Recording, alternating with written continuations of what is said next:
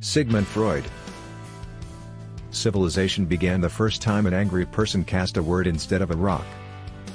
Most people do not want freedom, because freedom involves responsibility and most people are frightened of responsibility. If a man has been mother's undisputed darling, he retains throughout life the triumphant feeling, the confidence in success, which not seldom brings actual success along with it. Love and work are the cornerstones of our humanness.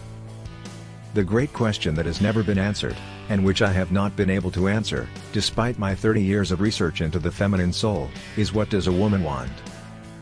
The mind is like an iceberg, it floats with 1/7 of its bulk above water. He that has eyes to see and ears to hear may convince himself that no mortal can keep a secret. If his lips are silent, he chatters with his fingertips, betrayal oozes out of him at every pore. The first human who hurled an insult instead of a stone was the founder of civilization. The conscious mind may be compared to a fountain playing in the sun and falling back into the great subterranean pool of subconscious from which it rises. Whoever loves becomes humble. Those who love have, so to speak, pawned a part of their narcissism. What we call happiness in the strictest sense comes from the, preferably sudden, satisfaction of needs which have been dammed up to a high degree. The tendency to aggression is an innate, independent, instinctual deposition man.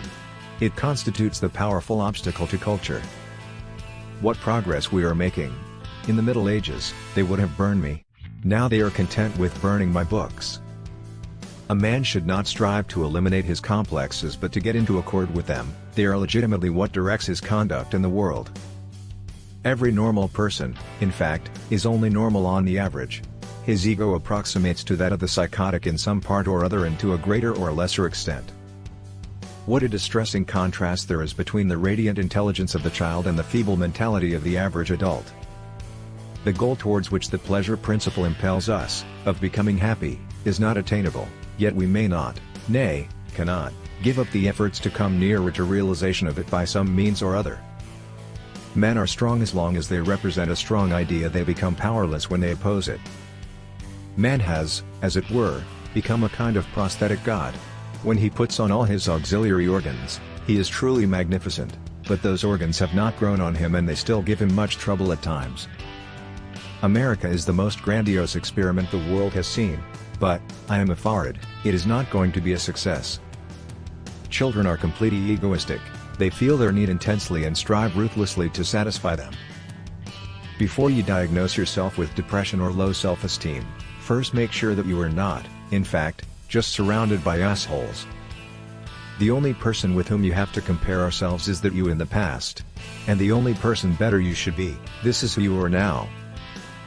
Who lacks sex, speak about sex, hungry talk about food, who has no money, about money, and our oligarchs and bankers talk about morality. We enter the world with loneliness and lonely leave it.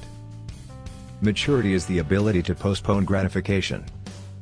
The first requisite of civilization is that of justice. Motivational quotes, Sigmund Freud. We hope for your support, in the form of likes and comments. Thank you for watching and listening. Please subscribe.